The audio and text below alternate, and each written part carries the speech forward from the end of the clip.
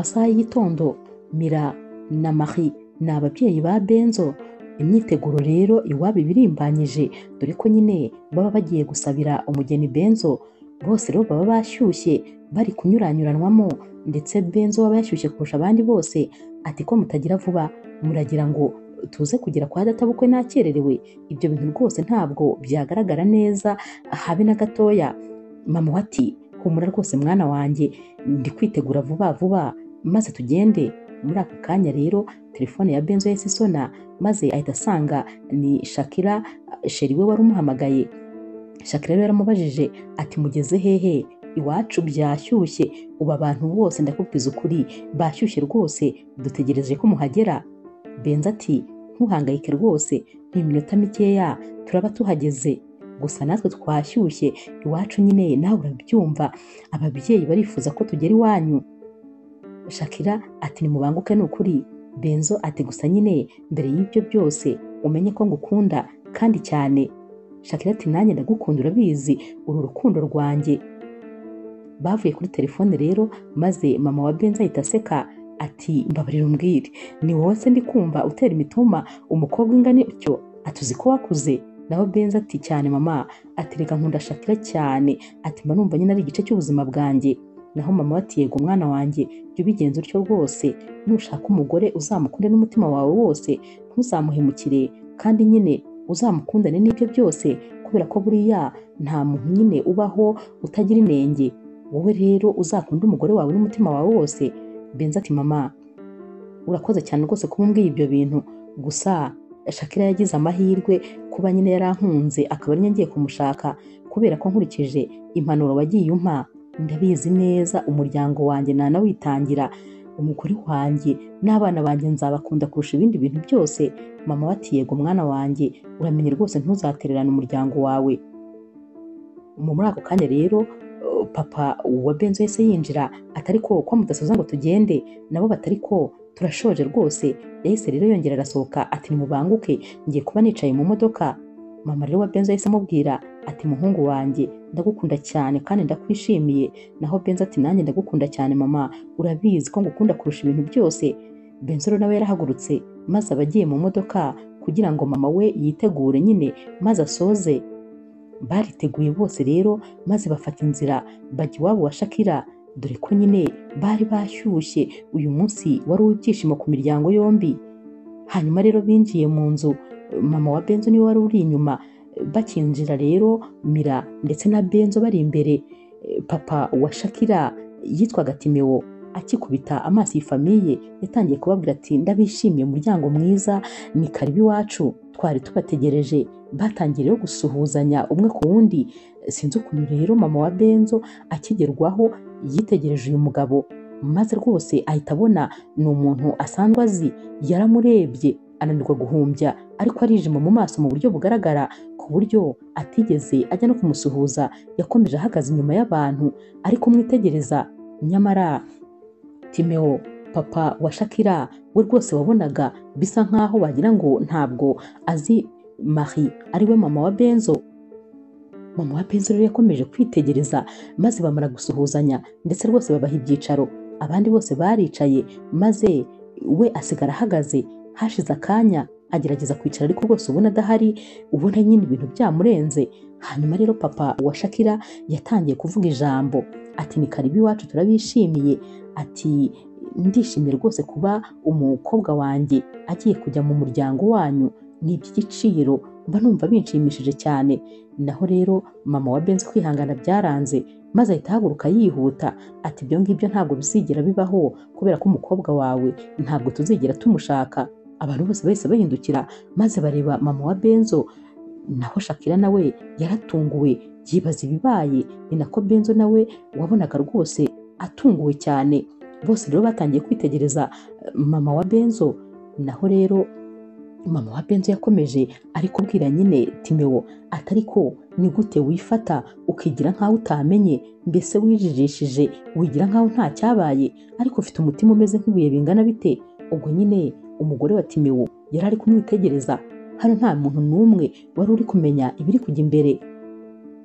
Naho rero Timeo yarahagurutse ariko sinzi ibintu uri kuvuga ni ibiki, hano habaye iki, ko ndeba rwose ibintu bihinduye isura. Mama wa Benzo ati hanyuma ubu ngubu uri kundeba ukabona utanzi, uri kundeba ukabona nta hantu hamwe wigeze umbona, cyakoze rwose ufite umutima ukomeye, ukuntu ubashije kwijijisha ukigira nkaho nta cyabaye. Njyewe rero ntabwo nabishobora, ubu bukwe ntibuzigera bubukundi, umuhemu gusa, ntabwo nshobora gushyingira umukobwa wabyawe nawe, dore ko ari no kumuvuga mu izina ati Timeo, koko ubashe kunyirengagiza bingana bitya. Hanyuma rero kubera ukuntu mama wa Benzo ari we Marie yajyaga agira ikibazo cy'umutima, kano kanya n'ubundi crise yaramufashe, maze aba rwose araguye. Baramufashe rero maze bahita bajya kumuryamisha mu cyumba kimwe mu byumba bya hano iwabo wa Shakira. Ubwoba rero bwari bwose ku mpande zombi. Papa rero wa Benzo yinjiye muri iki cyumba kugira ngo babe bari kureba nyine uyu mumama bamurebe ko aza kuzanzamuka. Naho rero Benzo we yabajije papa we ati ariko papa, mbabarira umbwize ukuri, bino bintu se ni ibiki biri kuba? Nkwiye kugira ubwoba se? Nkwiye guhangayika? Mbwira ibintu biri kujya imbere hano, kuko rwose ndabona nta gitekerezo mfite. Bimeze bite ko rwose mama ndeba ntazi ibintu arimo? Papa wa Benzo rero yaramubwiye ati mwana wanjye, nanjye mbibonye uko bibonye, nta gitekerezo mfite, gusa hari akantu ntekereje, ariko sinzi niba ari ibya nyabyo, ariko nanone ntabwo ari njye rwose wo kubikubwira. Niba ari byo, mama wawe niwe wenyine ufite ijambo ryo kukubwira. Tegereza rero amere neza, hanyuma nyine uzabimwibarize. Benzo rero wabonaga byamurenze, yarasohotse abagiye hanze kuri pisine, abari kuzerera yafata akayaga. Naho rero Shakira yamusanzeyo ati sheri, ati mfite ubwoba, ati none se mama wawe ameze ati? Benzo ati araho nyine ariko ntabwo arakanguka. Shakira ati mfite ubwoba kubera ko ndi kwibaza ibintu biri kuba maze bikanyobera. Benzo ati nanjye nuko, ntabwo nzi rwose ibintu biri kuba. Shakira ati none se papa wawe yaba yarabyanze ko tuzabana, cyangwa se papa wanjye hari ikintu yaba yarakoreye umuryango w'iwanyu? Benzo ati nakubeshye rero, papa wanjye nta kibazo na kimwe rwose abifiteho, ndetse yarabyishimiye. Ikiri kuba cyo ntabwo rwose nkizi, gusa icyo nzi cyo ni uko ngukunda kandi cyane, ndetse akaba nta kintu na kimwe gishobora kujya hagati yacu, nta kintu gishobora kumbuza kugukunda. Barahoberanye rero, dore ko rwose aba bana barakundanaga birenze. Naho rero ku rundi ruhande Timeo n'umugore we bagiye mu cyumba, maze umugore atangira kumubwira ati mbabarira umbwire ni ibiki biri kuba hano? Timeo ati ntakubeshye, uko nawe rwose ubibonye nanjye niko nabibonye. Uriya muntu ntawe nzi, nta hantu na hamwe muzi, ibyo ari kuvuga nabyo ntabyo nzi. Naho rero umugore ati ntabwo ibyo bintu bishoboka, kubera ko njye namurebye mu maso, nabibonaga neza ko ibintu ari kuvuga bizi, akuza amazina yombi, ndetse rwose unamurebye ukuntu yakurebaga byagaragaraga ko ari kuvuga ibintu ahagazeho. Timeo ati sinzi impamvu numva uri kumwizera kundusha, ariko njye niba nakubwiye ko ibyo bintu nta kintu mbiziho, nta na kimwe rwose. Umugore ati none se ubu nkwizere? Naho Timeo ati ukwiriye kunyizera, kubera ko ibintu ndi kuvuga ni ibya nyabyo rwose, nta kintu na kimwe mbiziho. Bagarutse muri salo rero, ariko mu kanya gatoya mama wa Benzo yarakangutse, yasanze rero papa wa Benzo nyine ari we muri iruhande.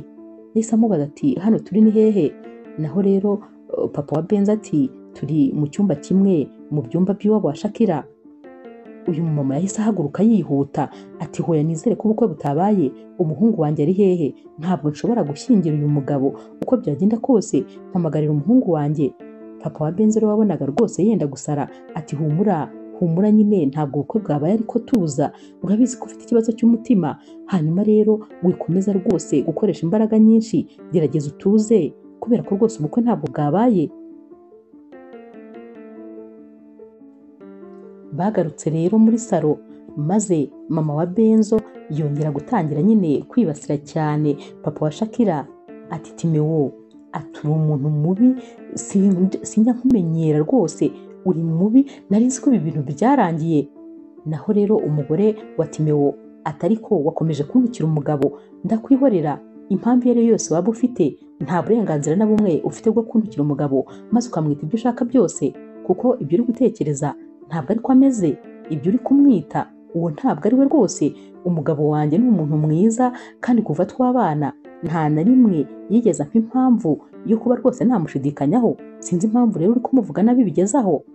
Mama wa Benzo ati reka rwose ubivuge, niba nyine bitarakubayeho ni uko yakubonyemo ibyo yashakaga byose, kubera ko yifuzaga amafaranga, yifuzaga icyubahiro, ndetse rwose yifuzaga umuryango ukomeye. Ibyo byose rero yabikubonyemo, niyo mpamvu rwose atigeze atuma nyine umushidikanyaho.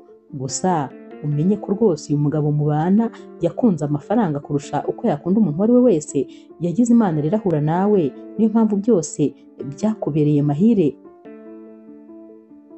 N'ubundi rero Timeo na kano kanya yari atarasobanukirwa rwose umuntu umuri imbere. Naho rero Marie yahise ahindukira maze abwira Mira umugabo we ati uyu nguyu rero ni wa mugabo najyaga nkubwira, uyu nguyu ureba hano ni Timeo. Umugabo we rero Mira yarumiwe, yitegereje cyane uyu mugabo, dore ko nyine yari amuziho amateka menshi, yari azi inkuru nyinshi Marie yari yaramumubwiyeho.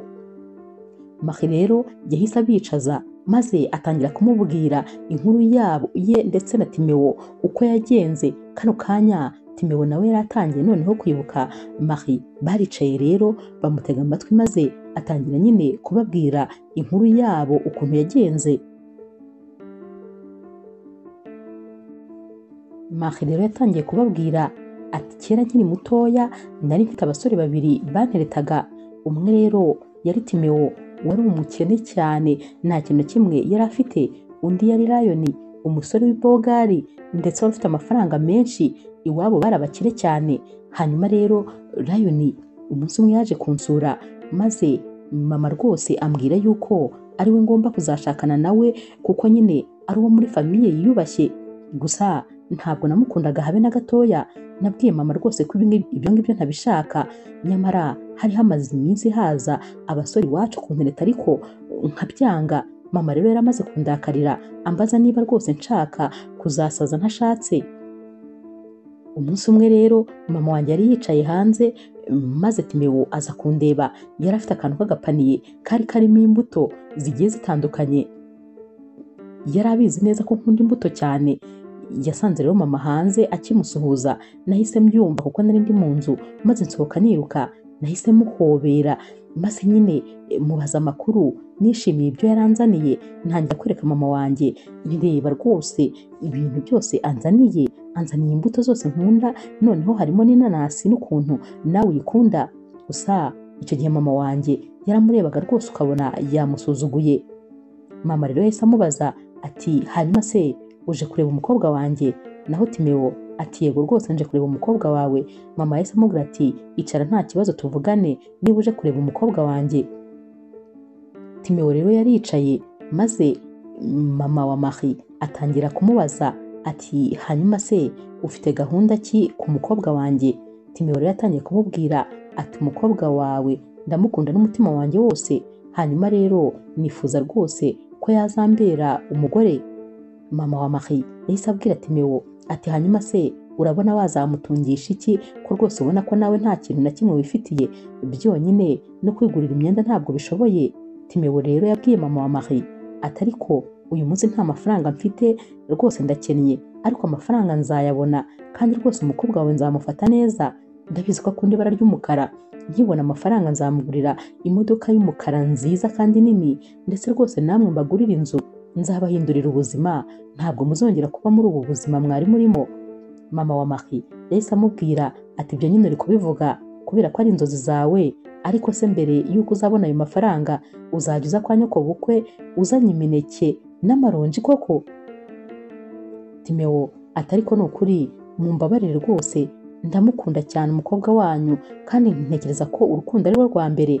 Mama wa Marie rero yaramubwiye ati ariko uri kwiyumva uvuga, uzi abasore bose baje ahangaha maze akabanga. Ikintu kimbabaje ni uko yaguye kuri wowe utabasha no kwigurira inkweto. Ndi kwibaza ahubwo niba utarandogeye umwana, kubera ko rwose nta kuntu ari wowe yari guhitamo. Hanyuma rero rwose niba wumva unyubashye ndetse ukaba wubaha n'uyu mukobwa uvuga ko ukunda, ndakwinginze kura ibirenge byawe hano Kano kanya rero Timowo yarababaye maze rwose atangira gupfukama hasi asaba mama wa Marie imbabazi ati ndamukunda cyane kandi mba numva ntabaho ntamufite. Marie nawe niko yari ari kwinginga mama we ati ariko mama mbabarira rwose wisebye umukunzi wanjye, ibyo bintu uri kumubwira ntabwo ari byo rwose, ndamukunda n'umutima wanjye wose.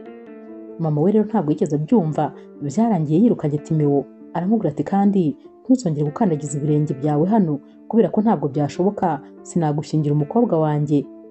Guhera uwo munsi rero Marie yarababaye cyane maze ntiyongera guseka ukundi, ariko nyine yajyaga yihisha maze akabonana na Timowo ahantu nyine hiherereye. Umunsi umwe rero Lion yagarutse iwabo maze rwose asanga Marie ntagiseka ntakishima. Yaramubajije ati ariko njye ntabwo njya numva ikintu wabonye kuri uriya musore ngo ni Lion njyewe ntafite. Kimwe cyo ndi bogari, icya kabiri mfite amafaranga ndetse rwose n'umuryango wanjye wose ufite amafaranga, simba numva ikintu cyatumye uhitamo uriya musore. Marie rero yaramubwiye ati rero rwose nkubwize ukuri, nakubwiye ko ntagukunda, sinzi inshuro nabikubwiramo, hanyuma kandi njyewe ntabwo nkugereranya na Timowo kuko rwose ntabwo mugereranyika, nta n'impamvu zo kubagereranya nawe kandi ntukamwigereranyeho kuko muri abantu babiri batandukanye.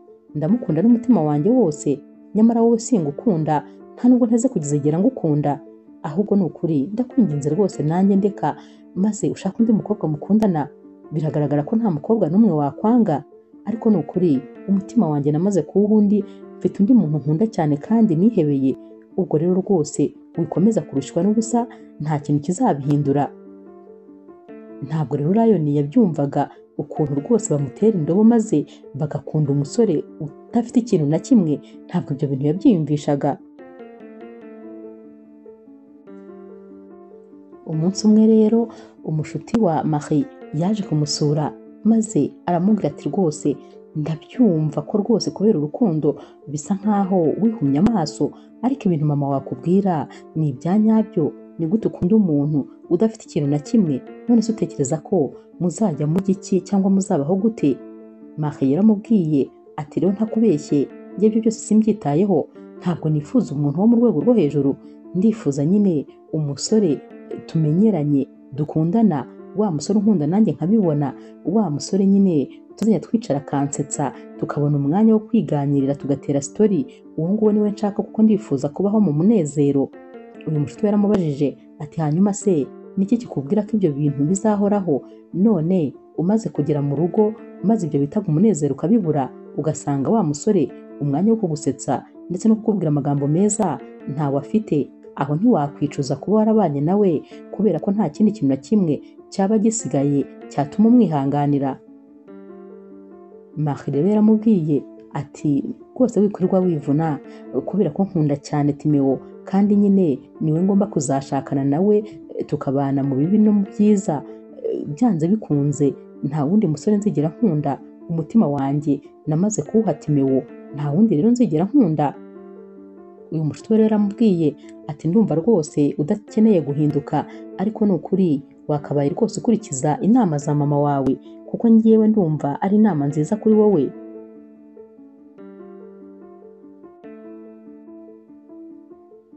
Marie rero yakomeje gutsimbarara maze rwose mama we abona nyine nta yandi mahitamo maze aramureka nyine bakora ubukwe.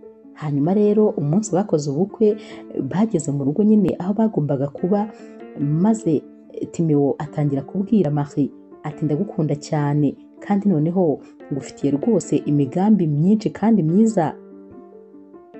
Marie yaramubwiye ati ngaho mbwira uhereye ku wa mbere. Timowo rero yaramubwiye ati ngiye gushaka amafaranga, hanyuma rero nimara kuyabona nzagutembereza mu bihugu byose, nzakujyana muri Amerika, nkujyane mu Bufaransa, nzakujyana Dubai, nzakujyana ahantu hose hose ukunda. Ikindi kandi nzakugurira inzu irimo ibyumba byinshi, ya nzu nziza kandi yubatse hafi y'amazi, mbese nzakukorera ibintu byose wahoze urota. Nzakugurira imodoka nziza ku buryo uzajya ugenda abantu bose bakakureba. Ibi rero yari kubivuga bacyambaye rwose n'imyenda y'abageni aribwo bakigera mu cyumba cyabo. Kano kanya rero Marie yari ari guseka yishimye ati ubundi niyo mpamvu nagukunze, ni nayo mpamvu naguhisemo, ndabizi ko ibyo byose tuzabigeraho. gusa rero mbere y'ibyo umenye ko ngukunda kandi cyane. Batangiye rero ukwezi kwabo kwa buki, nubwo nyine batigeze barenga hano, bari hano mu rugo iwabo, ariko ibyishimo byari byose. Yari couple yishimye, yari couple rwose imeze neza mu buryo bwose bushoboka. Umunsi umwe rero Marie yari ari mu gikoni agiye gutangira gutegura ibya mu gitondo. Timewo rero yamusanzeyo maze ahita amubwira ati sheri uri mu biki? Naho Marie ati nari ngiye kugutegurira ibya mu gitondo. Timewo yahise amubwira ati hoya rwose rekera aho ngaho, umugore wanjye ntabwo ari ugomba kuntegurira ibya mu gitondo, ahubwo ni njyewe ugomba kubimutegurira. Marie ati ariko ni inshingano zanjye kukwitaho nk'umugore wawe maze nkagutegurira. Timewo ati ariko njyewe ntabwo meze nk'abandi bagabo bose, mba numva umugore wanjye ngomba kumuha keya ndetse nkamwitaho rwose, ahubwo nyine nkaba ari njye mutunguza ibintu atari yiteze. Yatangiye kumubwira ati ndifuza yuko urugo rwacu rwazaba intangarugero, nzakora ibishoboka byose ku buryo urugo rwacu ruzaba rwiza, maze buri muntu wese utuzi akajya yifuza urugo rwacu, akajya yifuza yuko yagira couple nk'iyo dufite. Rwose ndifuza ko nyine urugo rwacu rwazaba ari urw'icyitegererezo. Marie yari ari kumubwira ati nanjye nizo nzozi zanjye, gusa ndishimye rwose ko nawe ariko bitekereza, ariko nizere yuko n'ubundi ariko bizagenda. Timewo yahise amubwira ati ngaho genda wiyicarire maze ufate ikinyamakuru ube wisomera, nanjye rwose ndaje ngutungure.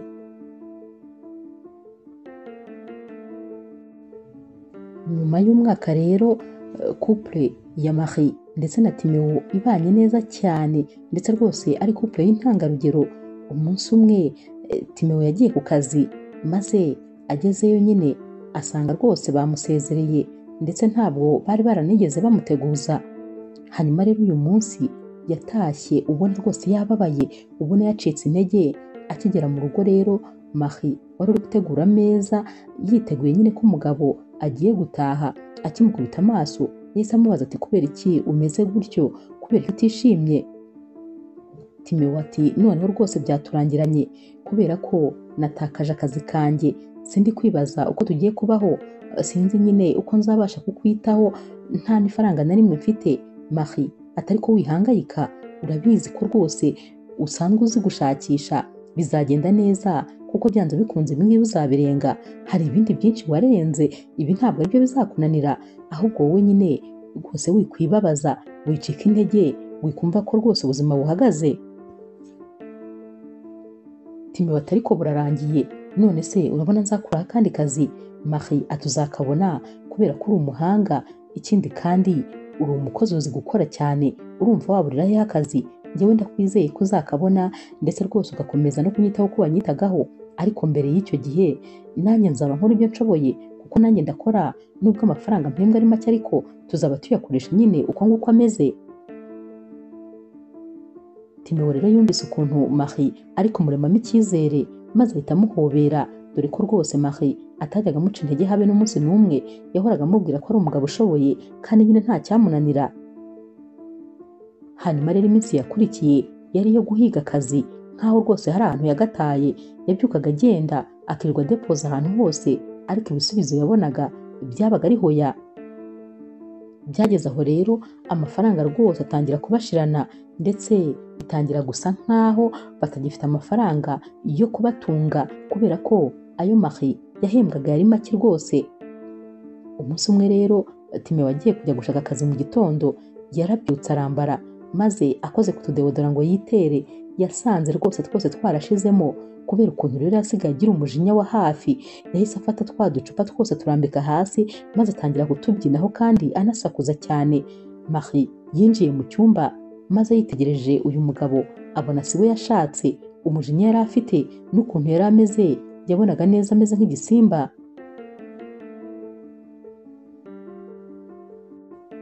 Amezi rero aragenda agashira ari atatu.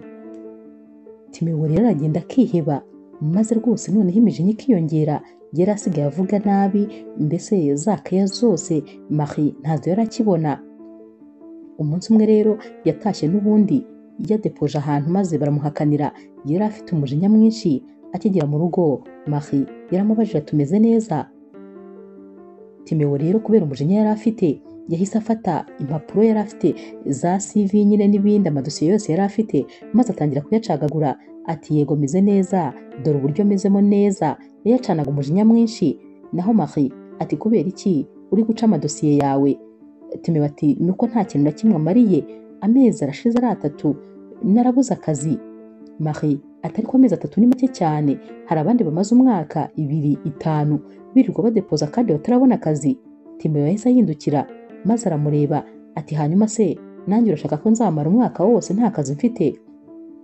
Marie ati ntabwo ari byo mvuze, ariko nyine ugomba kugerageza kwihangana kubera ko ibyawe bifite aho biri kandi uzongera ubona akazi byanze bikunze. Sinzi impamvu rwose wihebye.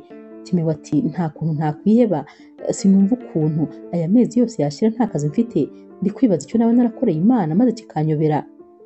Ibintu rero byakomeje kuba bibi ndetse rwose umushiha ukomeza kuba mwinshi kugeza aho Marie noneho yumvise ananiwe abona ibintu biramurenze, yabonaga urugo rwarabishye bikabije. Hanyuma rero yagiye gusura wa mushuti we maze aramubwira ati ni ukuri urugo rurambihiye ntabwo ushobora kubyumva, ndifuza ko urugo rwanjye rwangarukira. Kera najyaga numva bavuga yuko iyo abantu bakimara gukora ubukwe bashobora guhura n'ibibazo rwose bigiye bitandukanye, ariko sinatekerezaga ko ibibazo byanjye bizaza kare maze hakanaza kino kibazo kubera ko umugabo wanjye yarihebye. Noneho nsigaye mbona rwose afite imishiha myinshi n'imijinya, mbona wagira ngo ntabwo ari wa wundi nashatse. Uyu mushuti wa Marie yaramubwiye ati rega birumvikana umugabo wamenyereye kuba ari gutunga urugo noneho bikarangira asigaye atunzwe n'umugore, birumvikana ko rwose atakwishima, ntabwo yaseka, ariko nanone ihangane wowe urabizi neza ko ibyo bintu bizageraho bigakemuka. Marie yaramubajije ati none se hari ahantu waba uzi hari akazi ngo mbe nakarangira umugabo wanjye ko akazi ako ariko kose yagakora? Tekereza ko ngeze aho numva niyongeye banyirukana ku kazi, ariko niba tekereza ko ngeze aho numva ntekereza ko niyongeye banyirukana ku kazi maze bakagaha umugabo wanjye nta kibazo, nibura nakongera kumubona aseka, nakongera kumubona yishimye. Ni ukuri ndumva rwose ibi bintu bigeze ahantu ndi kunanirwa kubyihanganira. Ndifuza urugo rwanjye, ndifuza wa munezero, ndifuza za keya nabonaga tukibana. Umunsi umwe rero Timewo yiyicariye mu rugo yagiye kubona abona ikinyamakuru, yatangiye kugisoma maze abona nyine umuntu wari wabaye meya w'akarere kabo yari umuntu wari inshuti ya papa we kera akiri umwana mutoya. Hanyuma rero akimara gukubita amaso iyi nkuru nta kindi yahise atekereza uretse kujya kumureba maze akaba yamusaba nyine ko yamuha akazi. Yahise yambara byihuse maze ahita afata akamoto. Yaragiye rero ageze nyine kuri iyi biro yasanze umuntu ushinzwe kwakira abantu bose bagomba guhura na meya ari Lion. Lion rero ni wa musore wigeze gukunda Marie cyane maze bikarangira Marie amwanze, ariko aba bose bari baziranye kubera ko nyine barabo mu gace kamwe. Hanyuma rero Lion yahise abaza Timewo atugeze hano ute? Naho Timewo ati ndashaka nyine meya kubera ko ndifuza kumusaba akazi. Lion yaramubwiye ati ubwo se urumva ibyo bintu byashoboka? Timewo ati cyane birashoboka kubera ko nyine yari inshuti ya papa wanjye cyane, ndifuza rero guhura nawe ahari mwibwiye yahita nyibuka rwose maze agahita nshakira akazi. Lion yaramusetse cya gitwenge nyine kigaragara ko umuntu aba yaguciye amazi. Atariko irebe nawe ngo urashaka guhura na meya, uzi liste y'abantu bose bamutegereje, abantu bakomeye baba bari kuri liste yo gutegereza ko bazahura. None wowe irebe, wowe udafite icyo uvuze ngo kubera yuko gusa ngo yigeze kuba ngo inshuti na papa wawe ngo uri kumva byaguha uburenganzira bwo guhura nawe? Ntabwo bishoboka rwose, igendere. Birumvikana nyine Lion yari ari no kumwihenduraho kubera ko yari yaramutwaye umukobwa yakundaga. Nyamara Timewo ntabwo yari yarigeze amenya yuko Lion yigeze gukunda Marie, ntabwo rwose yari yarigeze abimenya. Ariko nyine Lion we yari abizi neza nyine ko Timewo ari we wamutwaye umukunzi. Hanyuma rero yaramwirukanye rwose muri biro ndetse yanga yuko yahura nyine na meya kubera ko yari amurakariye cyane. Birumvikana nyine nta serivisi yari kumuha gutyo gusa. Hanyuma rero Timewo yaratashye ataha yababaye maze amubwira ukuntu yasuzuguwe ndetse umuntu yasanze nyine muri biro yamusuzuguye cyane, yamubwiye ko kandi ari umusore baziranye kubera ko yari umusore nyine bari baziranye kuva ari batoya. Yamubwiye rero izina rye maze akirivuga Marie yahise yumva neza uwo ari we, gusa yigeze nyine nkaho atamuzi, nta nubwo rwose wabonaga ko ari ikintu bimubwiye. Uyu munsi rero noneho Timewo yari yihebye bishoboka byose, ndetse rwose wabonaga kwizera ko ashobora kuzabona akazi bisa nkaho byarangiye. Umushiha wari wose uko nyine ibintu bibabaje byamubagaho, niko yazaga umujinya wose akawutura Marie nkaho rwose hari uruhare yaba yabigizemo. Umunsi wakurikiye rero Timewo yari yashihuye cyane Marie, agahinda kamwishe, yicaye mu cyumba yigunze ndetse rwose yari ari kurira amarira yamurenze. Telefone rero yarasonnye maze arayifata abona ntabwo rwose azi umuntu umuhamagaye. Yagerageje kwiyumanganya maze aritaba ati ni bande ko ntabamenye. Naho rero uwari uri ku rundi ruhande yahise amubwira ati ni Lion. Marie rero akimara kumva ibi yahise yihanagura neza maze rwose agerageza kuvuga nkaho atarari kurira ati mumeze mute? Lion ati tumeze neza. Ati hanyuma rero ndifuza ko nyine wazansanga kuri biro ya meya maze tukavugana, ndifuza kuvugana nawe. Marie ati urashaka se ko tuvugana ku byerekeye iki? Naho Lion ati uzabimenya uhageze. Marie rero yahise atekereza ko kujyayo rwose bishobora no gutuma amukonvenka maze akaba yaha nyine akazi umugabo we Timewo. Yarabyutse rero aritegura maze ajya kureba nyine Lion akinjira. Lion yamukubise amaso aturasa neza cyane, aturacyari mwiza nka kera. Yatangiye nyine kumutera imitoma itandukanye maze amuha icyicaro aricara. Ati nari nkumbuye kukubona. Marie rero yahise amubaza ati nawe ari kurasa neza? Ati hanyuma se ni iki cyatumye umpamagara ko wambwiye ko nshaka? Lion ati nifuzaga nyine ko tuvugana ku kibazo cy'umugabo wawe, yaje gusaba akazi hano ngo yifuzaga kubonana na meya. Marie yahise amubwira ati yego. Ati kubera ko meya yari inshuti na papa we, atekereza ko rero baramutse babonanye hari icyo rwose yamufasha. Ahubwo se kubera icyo utabimufashije kandi mwari musanzwe muziranye? Lion rero yahise amubwira ati ubundi nyine ubufasha bw'umugabo wawe buri mu biganza byawe, ni wowe rwose wabasha kugira icyo umufasha. Marie ati oya nukuri nta kintu nashobora, kubera ko sinajya kuvugana na meya mu mwanya we, dore ko rwose ntaraninjira muri iyi biro, ari ubwa mbere nyinjiyemo. Ubwo rero nukuri ni wowe kumufasha ahubwo kubera ko uhari. Lion yahise amubwira ati nyine aturumva njyewe naragukunze kuva kera kandi n'ubundi rwose ntabwo nigeze nkureka, n'ubu ndacyagukunda kandi ndacyategereje ko umunsi umwe uzaba uwanjye. Marie ati none se ibyo bintu urumva byashoboka gute? Ntabwo byashoboka kuko ubu ndi umugore w'umugabo kandi nawe ufite umugore, none se urumva ibyo bintu byashoboka? Lion yahise amubwira ati yego, nyine ntabwo nshaka kukubwira ngo utandukane n'umugabo wawe kuko nanjye mfite umugore, ariko nyine ndifuza ko wakoresha ibyo ufite kugira ngo ukure umugabo wawe mu bukene ndetse no mu bushomeri. Marie ati ariko se numva icyo ushatse kuvuga? Lion yahise amubwira rwose mu magambo yeruye ati ndifuza kuryamana nawe, ubundi nta nubwo rwose nzirirwa mbahubuza, ahubwo akazi nzahita nkamuha. Marie ati ariko uzi ko nta soni ugira? Ati nari nzi ko rwose wahindutse, naho nukomeze uratekereza ko twembi twashatse, none urumva rero naryamana nawe? Ntabwo naca inyuma umugabo wanjye. Yahise ahaguruka rwose yanivumbuye maze ahita yisohokera. Lion rero yasigaye aseka ati ni gutyo bigenda n'ubundi abakobwa muribyimbya mukerekana ko muri abantu bakomeye cyane, ariko ndabizi uzangarukira. Uko bizagenda kose bizarangira rwose ngufite mu gitanda, ndabizi neza kandi ko ariko bizagenda.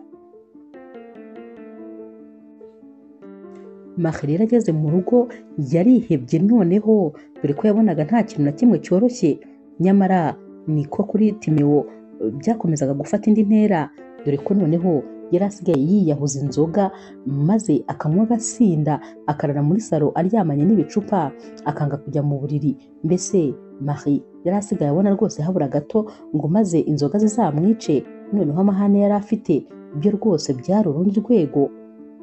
Hashize iminsi rero ibintu bimeze nabi cyane, maze Marie abona ari hafi gutandukana na Timéo kuko rwose yabonaga habura gato cyane ngo batandukane, n'ubundi byasaga nkaho batakibana.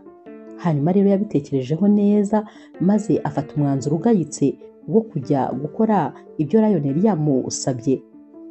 Yarahamagaye rero Lion maze aramubwira ati ibyo wansabye nabyemeye. Lion yarishimye cyane maze rwose aragenda nyine bakora ibyo bari bumvikanye. Umunsi wakurikiye Lion yahamagaye Timéo maze amubwira yuko ashobora kuza gutangira akazi kubera yuko akemerewe. Timéo rero yarishimye maze atekereza ko ahari ari meya ushobora kuba yamenye yuko nyine ari umwana w'inshuti ye akaba amuhaye akazi. Yagiye ku kazi rero ubwiyemeza ari bwose, yatangiye akazi ibintu bitangira kuba byiza, amafaranga atangira kuza, noneho rwose barongera nyine bamera neza, arongera akajya ahakeya Marie akajya amukunda akamutetesha akamuzanira buri kimwe cyose, mbese ubuzima burongera buraryoha. Dore ko nyine yaramubwiraga ati ahantu hose nakwemereye ngomba kuzahagusohokana, mbese bari baryoshye mu buryo bushoboka bwose. Marie ari kubona urwo rugo ari rwo yahereye kera kose yifuza. Hanyuma rero byaje no kugira amafaranga araboneka maze bagura inzu, ndetse Timéo agura n'imodoka azajya agendamo kubera ko ntabwo rwose yari agikeneye kugenda ategatega, ndetse ubuzima bwari bwarahindutse mu buryo bugaragara. Umunsi umwe rero yarazindutse maze aragenda aparika imodoka ye mu mwanya w'aho Lion yajyaga aparika imodoka. Lion yaje guparika asanga haparitsemo indi modoka. Yatangiye kubaza rero undi musore bakoranaga ati ndifuza kumenya umuntu waparitse mu mwanya wanjye, uzi ko nabuze aho mparika neza neza. Lion rero akiri kubaza ibi ngibi, Timéo yaje yiyemeye cyane yareza agatuza ati ni njyewe nahaparitse kubera yuko mu minsi rwose izaza ahubwo uzajya uparika hanze. Lion rero yaramubwiye ati hanyuma se gute waparika mu mwanya wanjye, ejo bundi uje hano utangiye kuzamura umutwe gutyo? Timéo rero yahise amubwira ati uri kwibaza ngo ntangiye kuzamura umutwe gutya? Sinari narabikubwiye se? Nari narabikubwiye ko ngewe sha nziranye rwose na meya, wanga kubyumva? Warabibonye ukuntu naje hano se? Nabonye akazi hano nta muntu n'umwe ubigizemo uruhare. Tekereza ko bampamagaye gusa maze ngahita nzagatangira akazi. Hanyuma rero ahubwo utangire witegure kuba rwose ushobora kuzava muri uyu mwanya vuba kandi nkawugusimburamo. Ubu rwose mpagaze neza cyane, utangire unyitwararikeho. Lion rero yagize umujinya maze atangira kumubwira ati ariko se nkubaze, urashaka kuva kuri kano kazi ariko kari kagutunze? Urumva ukeneye kukavaho? Timéo rero yahise amubwira ati nakavanwaho nande se ko ahubwo ari wowe uri kureba amarembo? Ndi kubona rwose uri kugenda uyegereza ibirenge, nureba nabi njyewe rwose nzakwirukanisha maze ngusimbure. Lion rero wari warakaye yatangiye kumubwira ati ariko ni ukuri rwose ubu nibwo nkimara kubona ko Marie yibeshye, kubera ko ntabwo ari wowe yagombaga gushaka, ntabwo rwose mwari mukwiranye, kubera yuko we yitanzemo ibitambo byinshi, ariko nyamara wagira ngo uwo yitangiragamo ibitambo ntabwo rwose abibona. Gusa urambabaje rwose ukuntu utigeze ubona ukuntu umugore wawe akwitangira muri byose, nyamara ntazi ukuntu wowe nta bwenge ugira habe na gatoya. Timéo rero yatangiye kurakara ati noneho utangiye kumbwira ibintu byose wishakiye, uragira ngo se nkwirukanishe kano kanya? Uyu musore rero Lion yahise amubwira ati kugira ngo rero nzasohoke muri iyi kampani ni uko nyine ikibibi umugore wawe afite ku mwanya we w'ibanga kizaba kimutse kikahava kikajya ahandi. Timéo akimara kumva ibi yahise aceceka maze ahita atumbira nyine. Lion yaramurebye aramwitegereza ahita amufata mu ijosi atuvuze ngo iki? Ati ibyo bintu wabibwiwe n'iki? Naho rero Lion yahise amubwira ati nyine sinakubwiye ko umugore wawe yatanze ibitambo byinshi ku bwawe, gusa nyine ntabwo wari ubikwiye, ariko niba ukeneye ubusobanuro bwimbitse uzagenda ubibaza umugore wawe. Lion kandi yahise nyine agenda yinjirira muri biro maze Timewo asigara ahagaze aho ngaho ubona bimeze nk'aho rwose isi imwikaragiyeho. Yumvaga ibintu abwiwe kano kanya akibaza ahantu Lion yabikuye. Yarinjiye amusanga muri biro, n'ubundi arongera amufata mu majosi ati mbwira, waryamanye n'umugore wanjye? Ni gute wamenye yuko afite icyo kibibi ku mwanya w'ibanga? Wabibwiwe n'iki? Lion rero yarasetse ati noneho ugiye wakenera kumva se? Gusa nta busobanuro ndi buguhe, ibyo byose uze kubibaza umugore wawe. Gusa nyine birababaje kuba umuntu yakwitangira umuntu umeze nkawe. Timewo rero yahise amera nk'umusazi maze ahita ataha yasaze, ubona nyine umujinya wamwishe. Akigera mu rugo yahise abaza rero Marie ati mbwira, Lion muraziranye? Marie rero yabanje kwijijisha ati Lion wuhe se kandi? Naho rero Timewo ati mbwira, Lion ukora kwa meya muraziranye? Mbwira kandi yabwiwe n'iki ko nyine ufite ikibibi ku mwanya w'ibanga? Marie akimara kumva ibi yahise yumva ko noneho rwose ishyamba ryamuhiriyeho.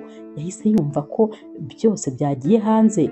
Yatangiye gukanura amaso, naho umugabo we yari yarakaye yatangiye kumuniga amufashe mu ijosi ati mbwira, mwararyamanye? Marie ati mbabarira ngo usobanurire, kubera ko byose ndabikoze ku bwawe, mbabarira rwose nkubwire. Timewo rero wari warakaye yahise avuga ati ubwo bisobanuye ko ari ibyanyabyo mwaryamanye? Ntabwo yari akeneye kumva ubundi busobanuro, kubera ko umujinya noneho wari wiyongereye uwo yari afite kare. Uko rero Timewo yakomezaga ari kurira, ni nako na Marie yakomezaga amusaba imbabazi. Timewo aramubwira ati uramenye utongera kunkoraho kuko izo ntoki nazica, sinshaka kuzongera kunkoraho ukundi. Utekereza umugore wanjye nakunze n'umutima wanjye wose yifata nca inyuma.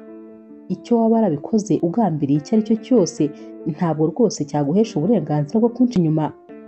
Marie rero yagerageje kumusobanurira ko byose yabikoze kugira ngo abone akazi.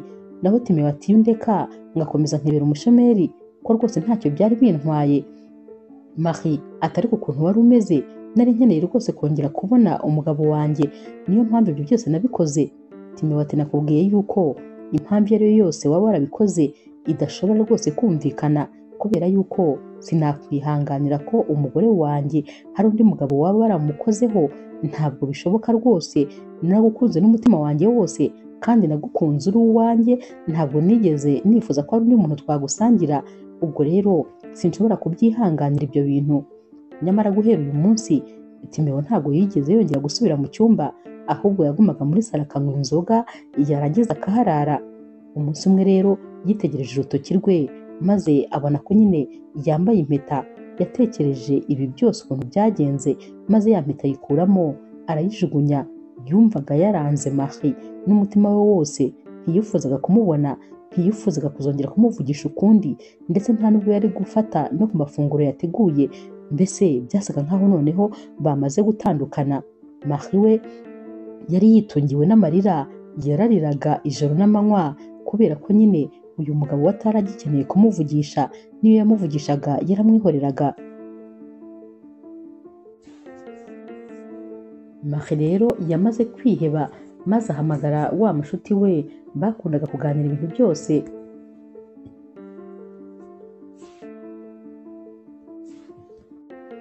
Yaramubwiye rero ati noneho rwose ibintu bimeze nabi cyane, ntabwo nigeze menya ko bizagera ahangaha. Uyu mushuti rero yamubajije uko byagenze, maze Marie abimubwira byose guhera ku murongo.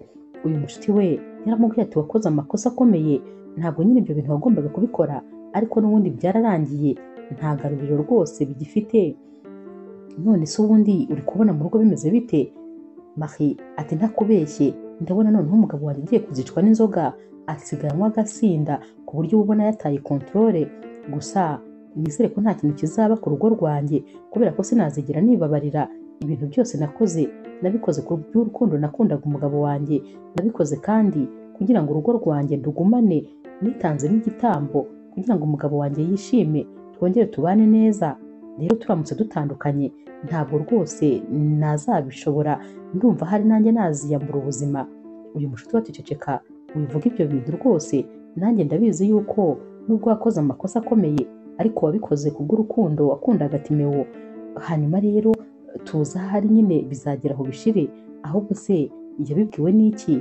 Marie ati ndatekereza ko rwose ari Lion wabimubwiye kubera ko yifuzaga kunsenyera urugo, gusa nyine ashyizwe rwose abigezeho. Marie rero n'ubundi yari ari kuvuga ibi maze amarira agashoboka, kwihangana byari byanze.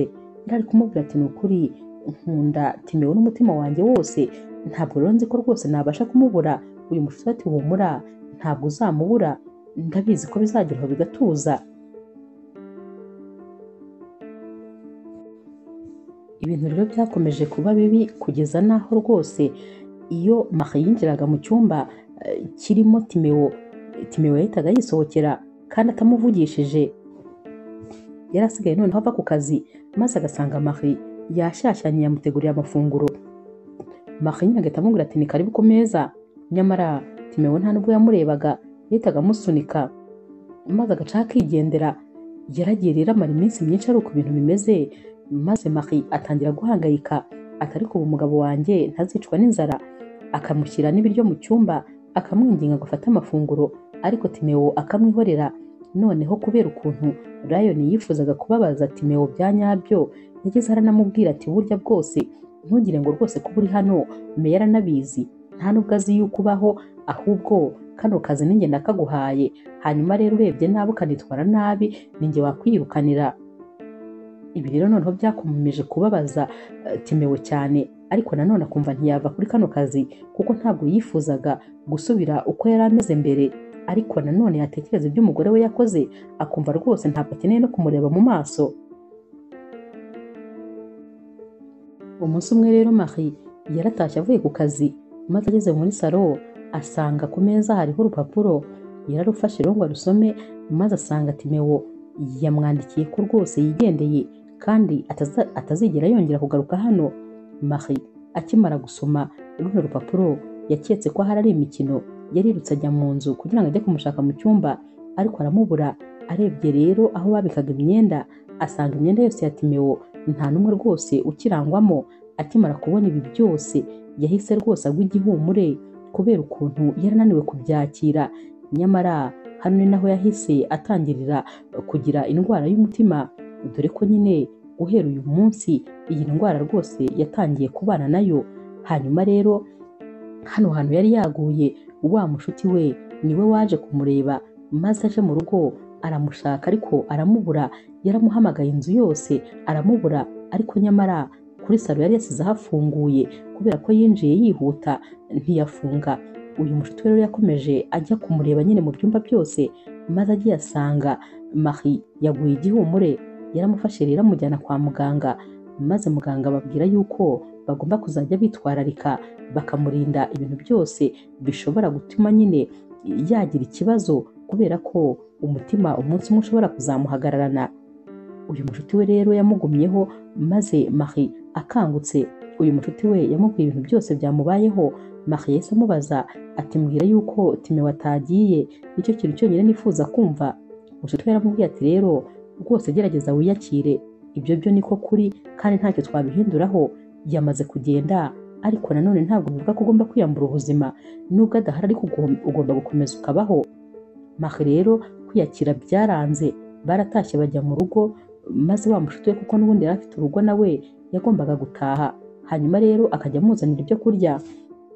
Yatunguwe nuko iminsi 3 yose yashize, maze yareba agasanga uko yazanye ibyo kurya naho yabaga yabipfundikiriye nta na kimwe uyu mumama yigeze akoraho kubera agahinda. Yarariraga gusa, ahantu hose harabaye nk'ataba abantu, afite ubwihebe bukabije.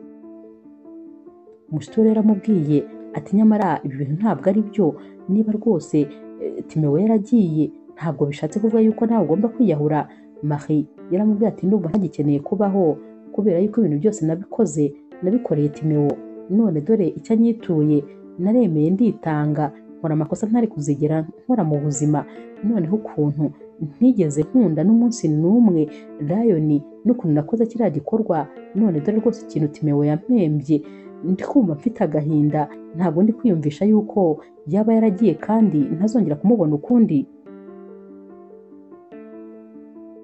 Uyu munsi rero uyu mushuti wa Marie yaramubwiye ati ndifuza yuko uva mu buriri maze ukagenda ugakaraba neza ukambara imyenda myiza, ikindi kandi ngiye kugutegurira amafunguro uyu munsi rwose ndagutegurira mve hano maze kubibona neza ko umaze gufata amafunguro, hanyuma rero kugira ngo utaza gusinzira ndifuza ko wajya muri salo maze ukaba wicaye. Marie rero yaramwumviye maze aragenda arakaraba yarambaye maze ajya muri salo, hanyuma rero mu kanya gato yagiye kubona abona Timi warinjiye n'agakapu nyine yari asanzwe atwaramo amadosiye. Marie akimukubita amaso yahise ahaguruka yihuta maze aramubwira ati sheri nari ngukumbuye umeze neza, nari mpangayitse gusa nahoranaga icyizere ko umunsi umwe uzaza. Yagiye agiye kumuhobera rero maze aramuhobera ariko rwose Timeo aguma ameze nk'igiti ndetse akajya amwigiza hirya. Marie akomeje kumubwira utugambo twinshi ati urakoze kuba ugarutse, ati none se aho wari uri bakugaburiraga neza nta kibazo, wari umeze neza? Ni nako kandi yamukorakoraga ahantu hose amukanda amaboko, mbese yumvaga wagira ngo ari kurota. Timeo rero yamwigije hirya maze ahita amubwira ati hari ikintu nari nkuzaniye. Marie ati urakoze cyane, ati ni igiki se? Timeo yahise amuhereza envelope maze ahita amubwira ati ifungura. Marie yarayifunguye maze akubitwa n'inkuba kuko yasanze nyine ari impapuro zo kumusaba divorce. Yahise abwira rero Timeo ati hoya izi mpapuro se uri nizo kunsaba divorce? Naho Timeo ati cyane rwose. Marie ati hoya nizere ko bitagera aha ngaha, ntabwo rwose byagera aha kubera ko nta kintu na kimwe nakoze utambabarira. Timeo yahise amubwira ati yego kirahari rwose kubera ko ngewe nababarira umugore unsuzugura, nababarira umugore utamyitaho, nababarira umugore utazi guteka, nababarira byose, ariko ntabwo nababarira umugore wigurisha, ntabwo nababarira umugore wanjye twambikanye impeta wifata akajya kuryamana n'undi mugabo, uwo rwose sinamubabarira. Marie yatangiye gusakuza ati wowe rwose ibyo bintu ntiwabinkora kubera ko ibyo nabikoze ku bwawe kandi nabikoze ku bwacu, kubera yuko nta nubwo wigeze ureka akazi bishatse kuvuga ko nyine wari ugakeneye.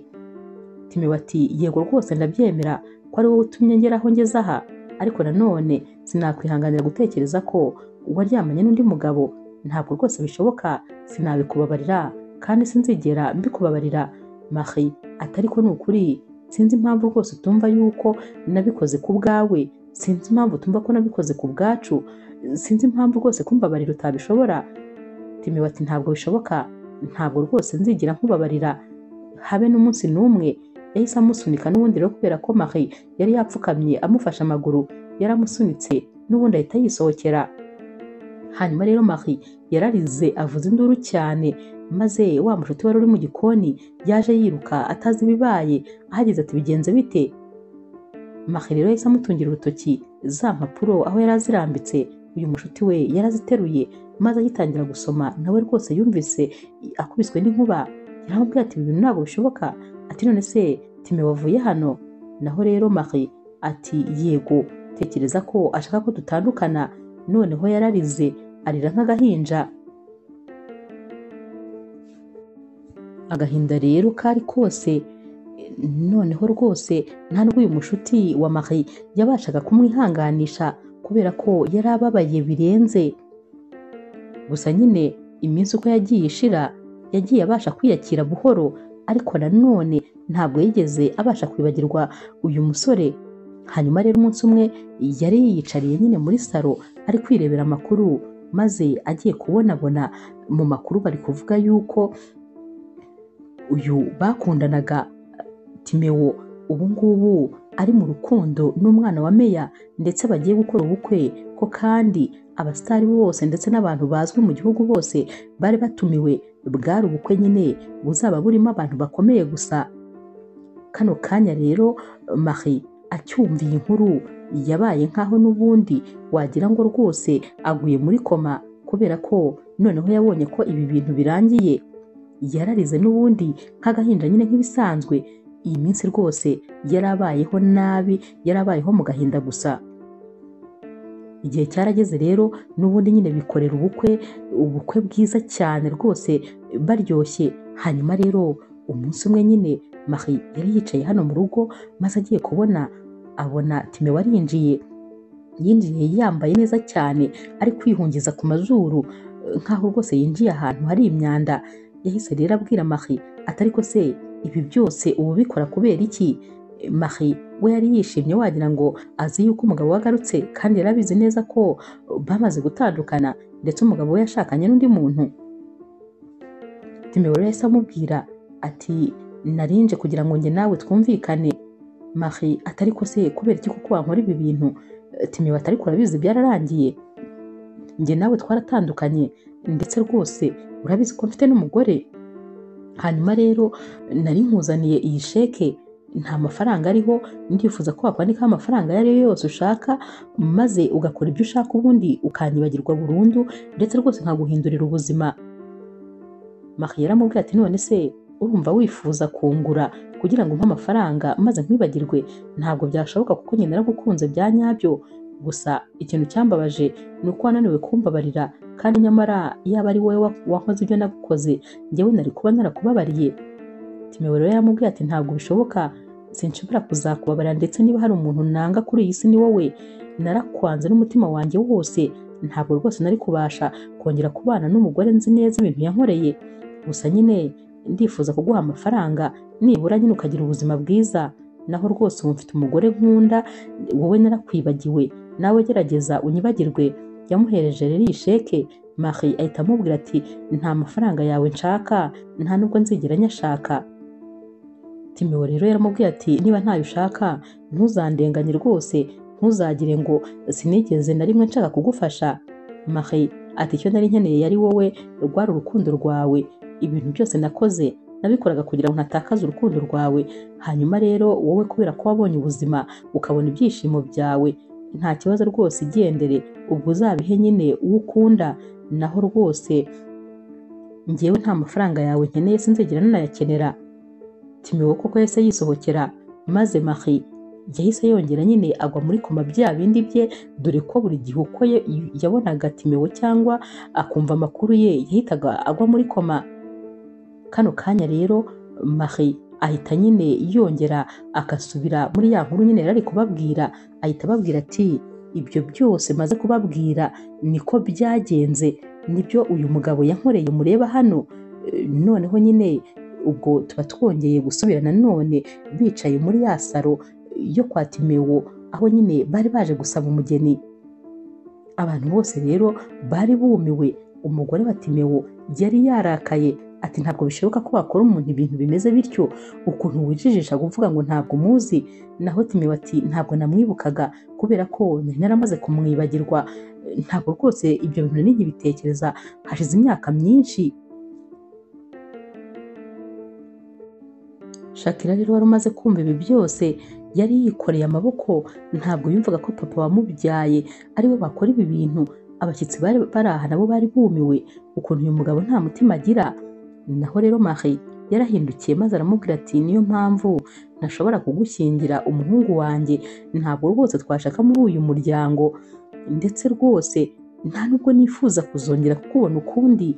Urabona ukuntu wicaye watuje wigira nkaho utigeze umbona n'ibintu byose wankoze.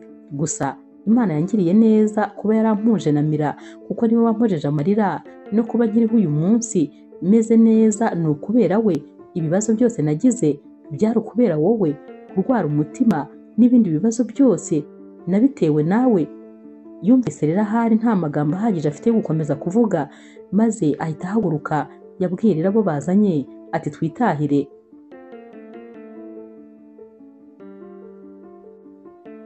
Benzo we rero yari ari kwitegereza Shakira, maze agatekereza ko batandukanye nyamara barakundanaga cyane. Mama we yahise amufata akaboko kugira ngo basohoke, maze bahita bagenda. Shakira rero yasigaye ari kurira, ntabwo rwose yari ari kubyumva. Ibintu byose rero byari agahinda gusa. Shakira kwihangana byari byanze.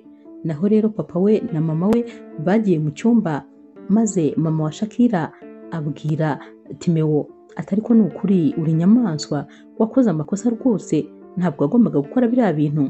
Timewa ati ariko sinzi impamvu rwose utari kubyumva, njyewe yanciye inyuma ntabwo nagombaga kumubabarira, ikindi kandi ntabwo nari kubana nawe ngo maze nkomeze mutekerezaho, ahubwo ukwiye kunshimira ko rwose nabaye umugabo urinda ijambo rye, rero namusibye mu bitekerezo byanjye ku buryo ntari nkimwibuka, yarambabaje birenze ibikenewe ku buryo rwose ntigeze nongera kumutekerezaho, kandi nyine ibyo yari yarankoreye ntabwo nawe nari kubigukorera, niyo mpamvu nabyibagiwe. Naho mama wa Shakira atari ko ni ukuri ibyo wavuga byose, ubwisobanuro bwose watanga, ntabwo wabasha gusobanurira umuntu ukuntu wakoze ibintu bimeze kuriya. Timewe atari ko nyuma nasubiyeyo njya kumuha amafaranga, ntabwo yigeze yemera, yagira ngo umukorere iki kindi. Umugore ati none umuntu ugukunda wari gufata urukundo agukunda ukarugurana amafaranga se? Timewe rero yabonye umugore wari gukomeza kumubombarida ibibazo, maze ahita asohoka yihuta yigira hanze, kubera ko yumvaga asa nkaho rwose adashaka ko bakomeza kuvuga kuri iyi ngingo. Shakira we yari ari hanze muri jaride ari kurira, amarira yamurenze. Ni nako kandi na Benzo nawe rwose bageze mu rugo yihebye, nta muntu n'umwe uri kuvugisha undi, buri wese yacecetse. Mama rero yaramubwiye ati mwana wanjye umbabarire rwose unyumve, uriya muryango waraduhemukiye ku buryo ntifuza yuko uzashaka umukobwa wabo, mbabarira umwibagirwe, kandi nsezeranya yuko utazigera rwose mukora ubukwe, kubera ko uramutse ushatse uriya mukobwa nahita mpfa, urabizi ibibazo byose nifitiye. Uyu munsi rero ntacyo Benzo yigeze asubiza mama we, kuko rwose nawe yari afite agahinda kenshi, ndetse rwose yumvaga atazi icyo gutekereza, atazi n'icyo gukora. Shakira rero yakomeje guhamagara Benzo, ariko nyine akanga kumwitaba, yumvaga nawe ntacyo afite cyo kumubwira. Shakira yinjiye mu nzu maze ajya gushakisha papa we, yaramubwiye ati papa ntabwo rwose wankora ibi bintu, ndakwinginze uzajye gusaba imbabazi uriya muryango maze kubabarire, kuko njye sinabura urukundo rw'ubuzima bwanjye. Papa we yaramubwiye ati rero ibyo byibagirwe, ntabwo rwose nshobora gusaba imbabazi kuko ntacyo nicuza, ibyo nakoze byose nagombaga kubikora, naba nsaba imbabazi z'iki se ko numva ngiye nta cyaha rwose nishinja. Shakira atari ko papa rwose warahemutse, sinzi impamvu utari kubyumva. Naho papa we ati ndakubwiye ngo ujye umenya ibyawe, ibyanjye byihorere, kubera ko njyewe ndi umuntu mukuru, nawe umunsi wakuze ukangana nanjye uzamenya imyanzuro ugomba gufata mu buzima. Wowe uracyari umwana, uri kuyoborwa n'urukundo, ariko ibyambayeho nawe byakubaho. Yamubwiye ko rero bidashoboka ko ashobora rwose gusaba imbabazi muri uriya muryango. Yaramubwiye ati uzagenda uzisabire, niba ukundana n'umuhungu wabo uzazisabire, ubwo bazakubabarira wowe mukora ubukwe, naho njyewe rwose ntabwo bishoboka. Bakomeje rero kwinginga Timewo, ariko rwose aranga aratsimbarara, avuga yuko atifuza kuzasaba imbabazi uyu muryango ukundi. Iminsi rero yari igiye irisunika, ibintu rwose bitameze neza habe na gatoya. Hanyuma rero kubera ukuntu Benzo yabonaga mama we nyine atameze neza, ndetse akomeza kumusaba ko yatandukana n'uriya mukobwa burundu, ntazongere kumwitaba kuri telefone, ntibazongere kuvugana, n'ubundi imiryango yabo nyine igaca ukubiri. Benzo rero yahisemo kumvira mama we, kubera ko yabonaga atari nako abigenje, mama we ashobora kuzicwa n'umutima. Yagiye rero kureba Shakira, ariko bagikubitana amaso Shakira yarishimye nka kwa kundi byagendekeye Marie neza, ati ndishimye ko ugarutse. Benzo rero yaramwegereye maze barahoberanye umwanya munini.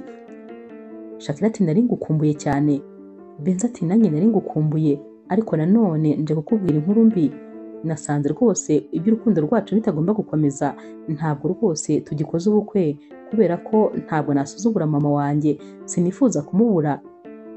Yarababaye bihagije, ntabwo rero nifuza ko rwose azongera kubabara, gusa ndagukunda kandi nzahora ngukunda, sinzigira nkwibagirwa, n'ubundi urukundo rw'ubuzima bwanjye, ariko kubana ntibigishobotse. Yamaze kuvuga ibi kandi ahita yisohokera. Shakira yamwirutse inyuma amubwira ati mbabarira winsiga rwose, kubera ko sinifuza kukubura, mbabarira basi tuve muri kino gihugu tujye mu kindi, njye nawe tujye ahantu nta muntu n'umwe uzongera kutubona. Naho rero Benzo atari ko nakubwiye ko ntashobora gusiga mama wanjye, sinshobora kumutererana.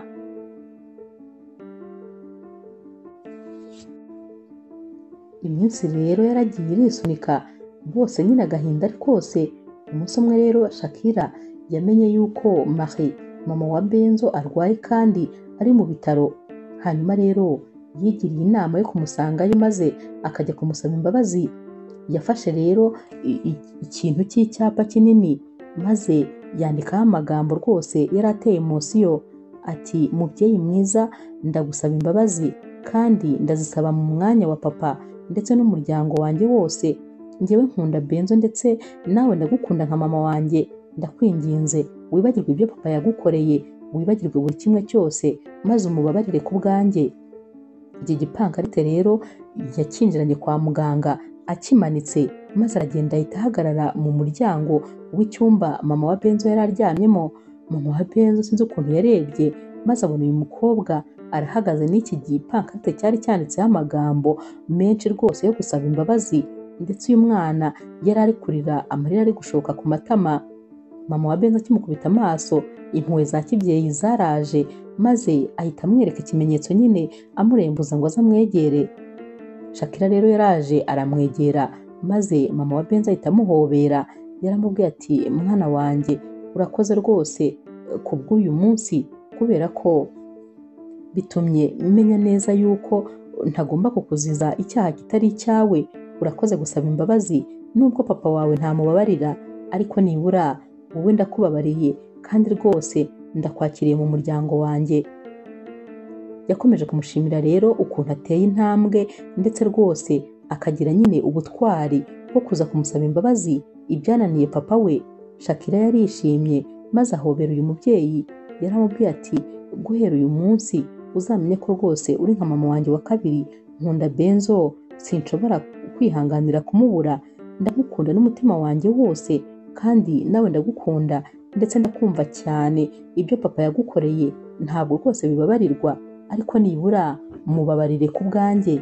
Mama wa Benzo yahise amubwira ati ndamubabariye nubwo rwose atazigira ansaba imbabazi kandi nawe rwose mwana wanjye ndakwakiriye. Yaramuhobereye rero maze amarira araza. Mama wa Benzo rero yaramuhamagaye amusaba ko yaza kwa muganga byihutirwa. Yaraje rero maze amubwira nyine ibyabaye byose, ukuntu Shakira yaje gusaba imbabazi ndetse ko yamubabariye, abemereye ko rwose bakwigira mu rukundo. Yaramubwiye ati bana banjye sinifuza ko mwazagira ibibazo nk'ibyo nagiriye mu rukundo.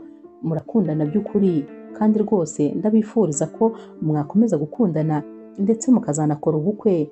Gusa sinzi ku ruhande rw'umuryango wa Shakira uko ubyumva, ariko ngewe umugisha wa kibyeyi ndawubahaye kandi ndabashyigikiye.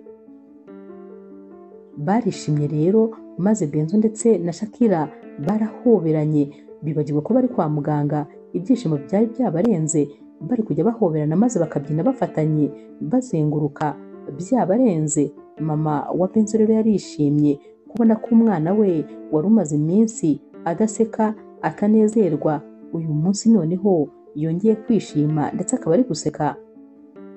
Shakira rero yaratashye maze abwira mama we ibintu byose uko byagenze. Mama we yarishimye kubera ko yifuzaga ko rwose Shakira yazabana n'umusore akunda. Hanyuma rero yahise abwira Shakira ati wowe byihorere, ndagufasha, papa wawe agomba kuzajya gusaba imbabazi maze rwose mukazakora ubukwe n'uwo ukunda. Ni nako byagenze rero, kuko mama wa Shakira yicaje papa wa Shakira maze amubwira ko rwose uretse kwihagararaho ariko ibyo yakoze byose ari amakosa, kubera yuko Marie we nawe amakosa yakoze yose yayakoze kubwo gushaka ibyishimo by'umugabo we. Yaramubwiye ati rero ugomba gusaba imbabazi, warahemutse kandi cyane. Ibibazo byose afite uyu munsi byavuye kuri wowe, nyamara atekereza ko yateye intambwe maze akababarira umwana wacu. Buriya bivuze yuko nawe yakubabariye nubwo utamusabye imbabazi, gusa ugomba kujya kuzisaba n'umunwa wawe. Mama rero wa Shakira yakomeje gushyiraho papa wa Shakira pressure maze nawe rwose yemera kujya gusaba imbabazi. Baragiye rero bajya kwa muganga, yari afite isoni birumvikana. Kwihangana rero byaranze maze ashyira amavi hasi. Yabwiye rero mama wa Benzo ati ndakwinginze umbabarire, dore rwose ngusabye imbabazi nshyize amavi hasi.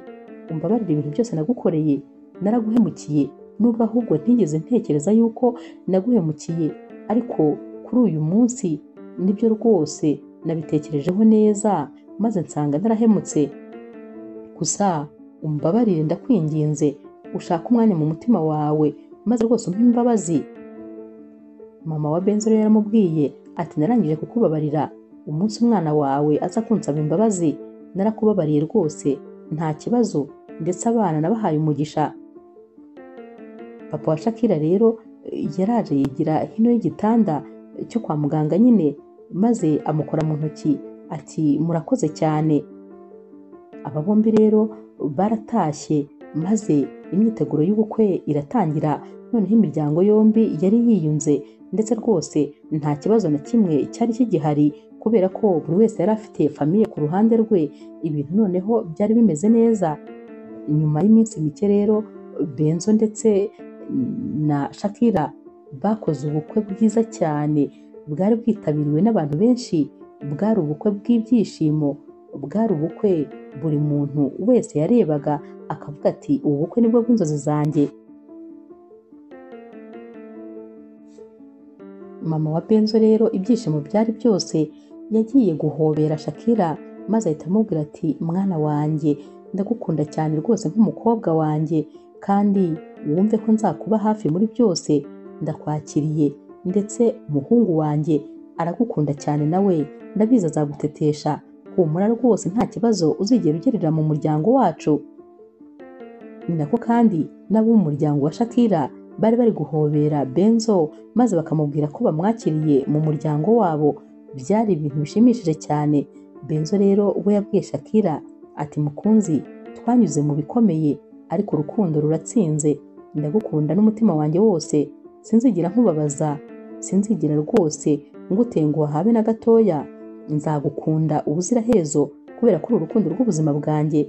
Shakira rero amarira atangiye gushoka maze Benzo turamenye, nturire rwose, sinifuza ko warira kubera ko sinifuza ko amaso yawe yaba tukwiye ku munsi wacu w'ibyishimo.